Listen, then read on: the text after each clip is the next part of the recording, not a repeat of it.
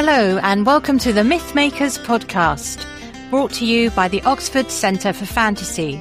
This is the podcast for everybody who loves fantasy, old and new. My name is Julia Golding. I'm a writer, but I'm also the director of the Oxford Centre for Fantasy, which in particular has a focus on J.R.R. Tolkien and the Inklings, as well as other fantasy writers who have come out of Oxford.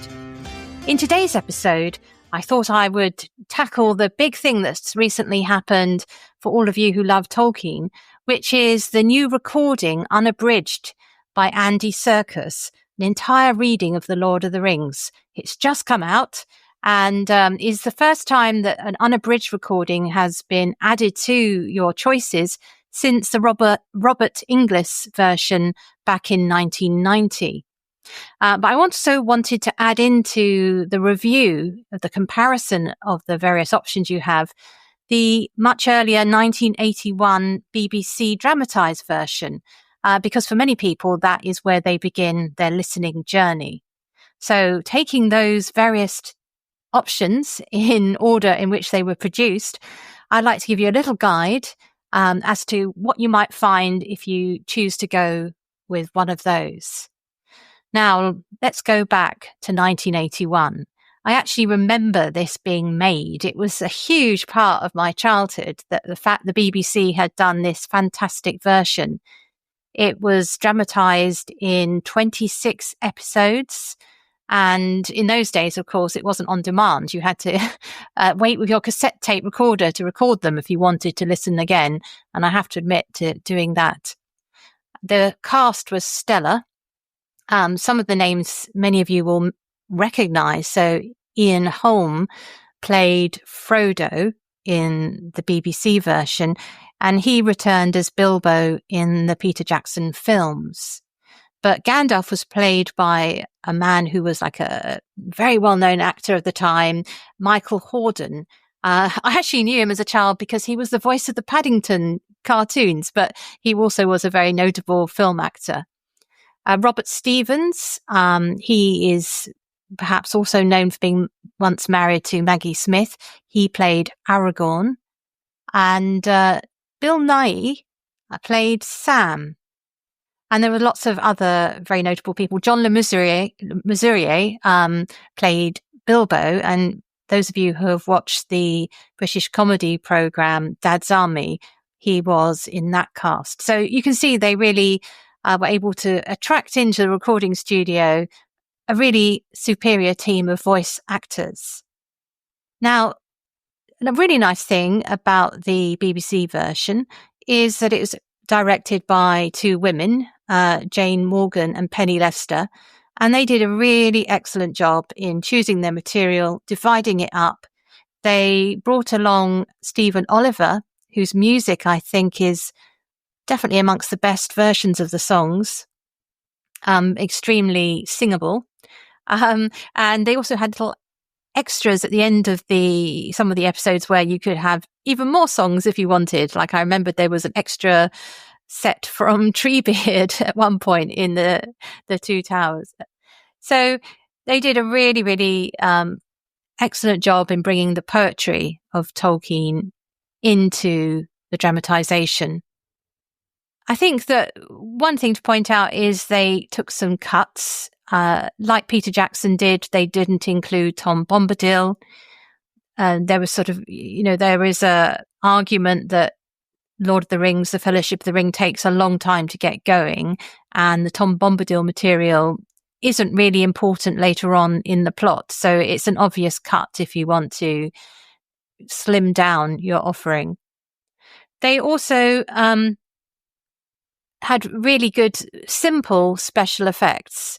So when you listen to it, you do feel if you lay in bed or in the car or wherever you are, you really feel in the world with sort of wind sounds and the idea of particularly the Black Riders. They have a very ghostly tone.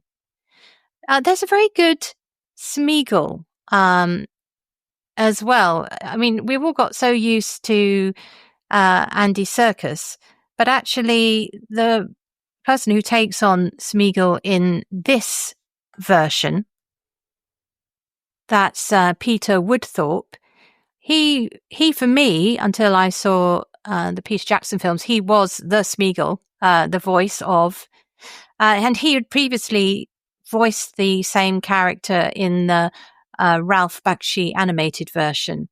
And I believe that the gentleman who played Boromir, Michael Graham Cox, also had appeared in that version too as a voice actor.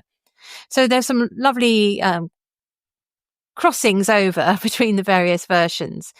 So I would say that it was just such a excellent production, really very high class.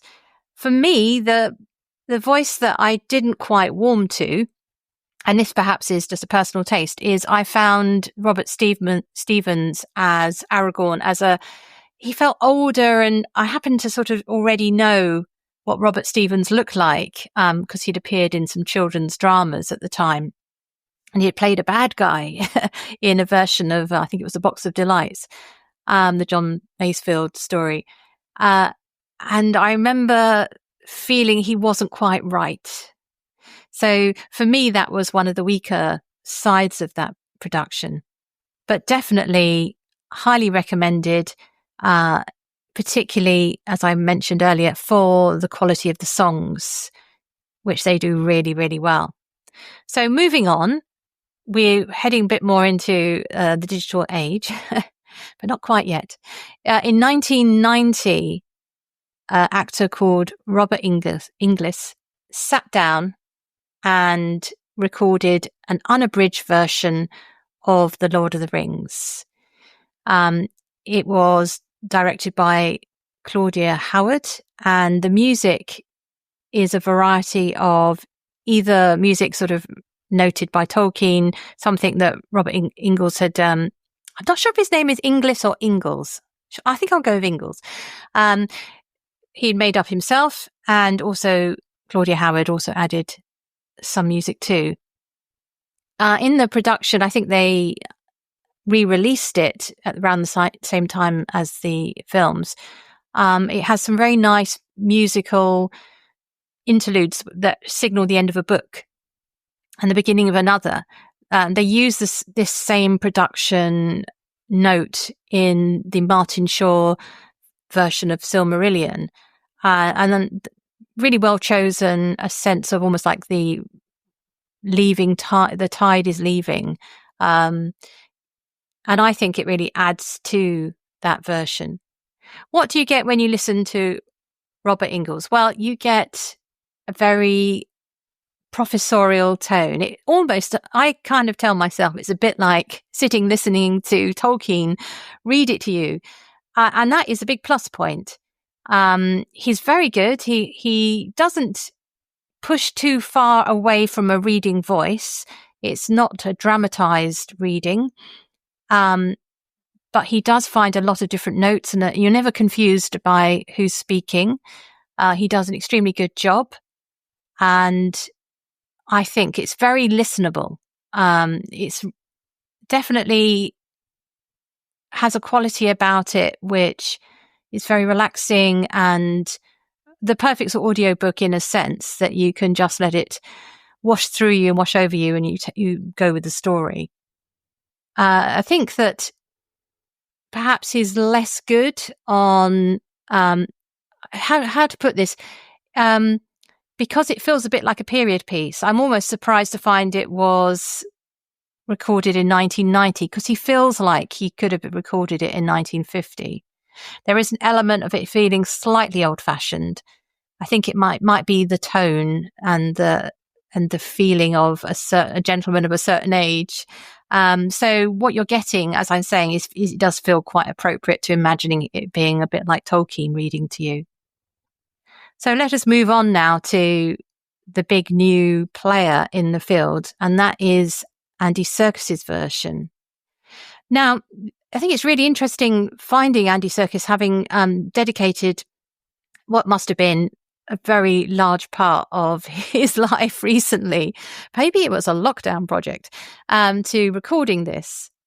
And I think that what you get, of course, is it feels much more familiar to people who have come at Tolkien from the film. So the very first thing to say is when he chooses a character voice, he very often is channeling what you see from the screen thanks to Peter Jackson. So, for example, the choice to make Pippin Scottish. The Shire is a very small place, and it's quite funny to think that within such a small area, there are such wildly different accents, which is perfectly fine.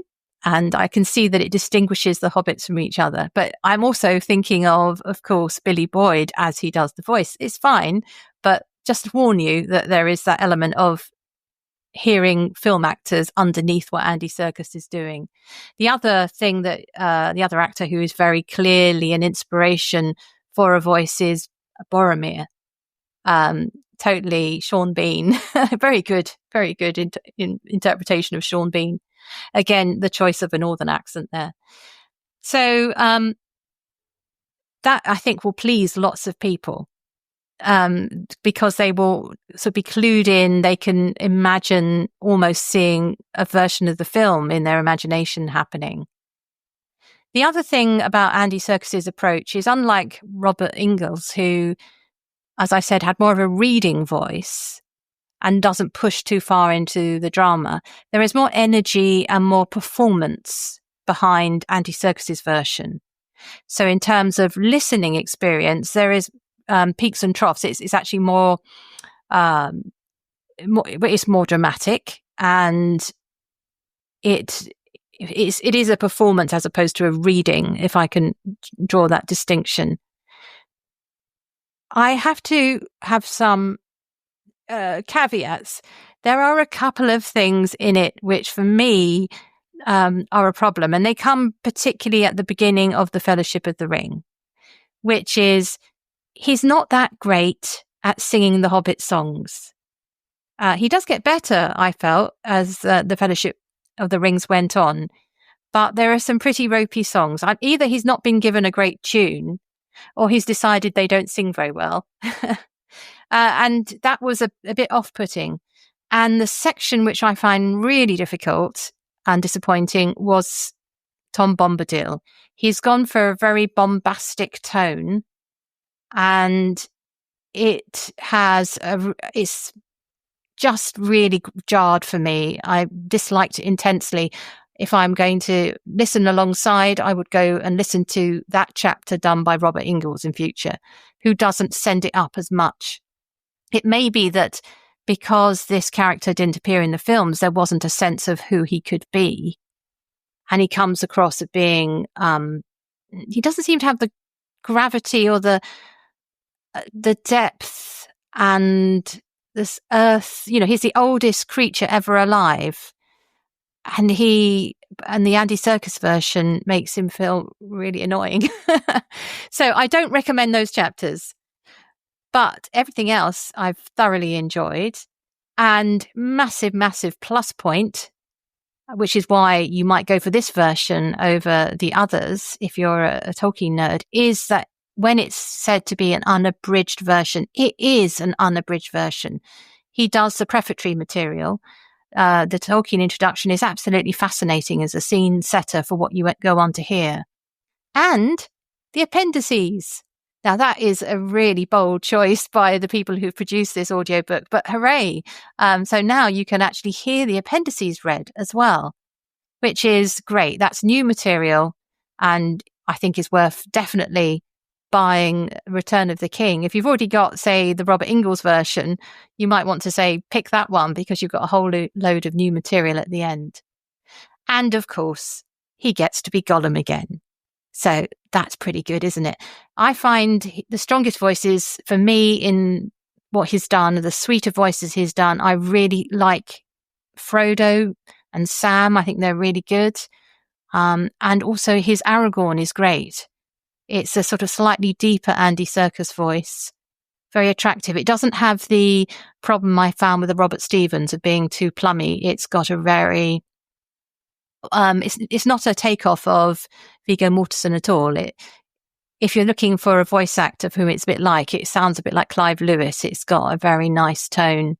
and you can think, yeah, this is one of the heroes. So thank you very much, Audible, for giving us yet more hours of Tolkien to enjoy. If I was going to finish with sort of like my star review, I think for performance, as in drama, you would have to struggle to beat the BBC version. That's definitely 5 stars. Robert Inglis on performance and drama is more of a 3. And Andy Serkis is another 5-star for a single voice actor. In terms of listenability, they all score really highly. They're all 5 stars. But if I was going to give you a sort of which one do I buy, I'd say if you've got a family listening, go for the BBC version. If you are personally listening on your own, the choice between the Andy Serkis and the Robert Inglis version is, do you want to be read to or do you want to be performed at? And that's where I would, decide which one I'm going for. And of course, if you like it, get all of them, which is what I've done. And depending how I feel, I choose the one I want to. So thank you very much for listening. And that's my view on the audio versions. But before we leave, I always, in every podcast, try and choose where in the world is the best place to go. And for this episode, I thought we'd choose where in the fantasy world is the best place to be ill. Because listening to The Lord of the Rings again reminded me just how often, particularly Frodo, gets ill or gets wounded, and how important healing and medicine is. Now, obviously, you might say the best place to go in Tolkien's world for healing would be the houses of healing in Minas Tirith.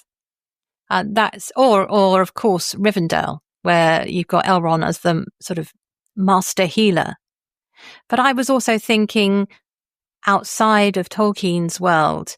I'm very fond of a fantasy series that starts with a book called War Prize by Elizabeth Vaughan. And what I like about that series is that the character arc of the main character is that she brings, it's not about magic or anything like that. She brings conventional medicine to the invaders who come to her country. She's handed over as a war prize, and her role is to teach these people the importance of healing. And I really enjoy that. That's the dilemma. It's an unusual dilemma to have in a fantasy book, that her job is to persuade them that, you don't just kill somebody when they get injured. They give them the mercy stroke because, a broken leg meant they'd never be able to be a warrior again.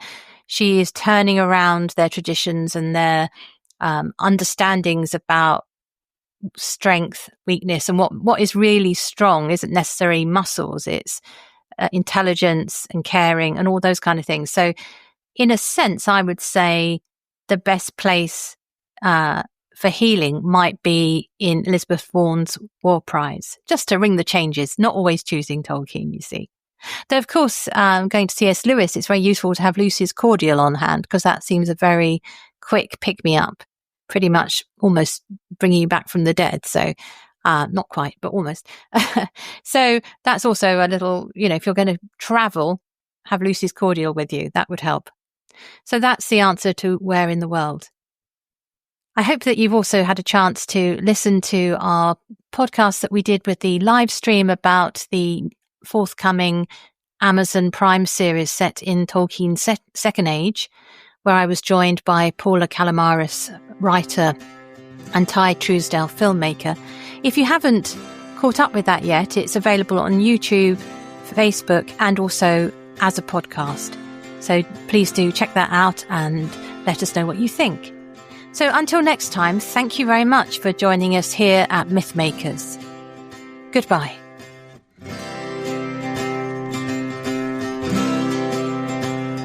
Thanks for listening to Mythmakers Podcast, brought to you by the Oxford Centre for Fantasy. Visit oxfordcenterforfantasy.org to join in the fun. Find out about our online courses, in-person stays in Oxford, plus visit our shop for great gifts. Tell a friend and subscribe wherever you find your favourite podcasts worldwide.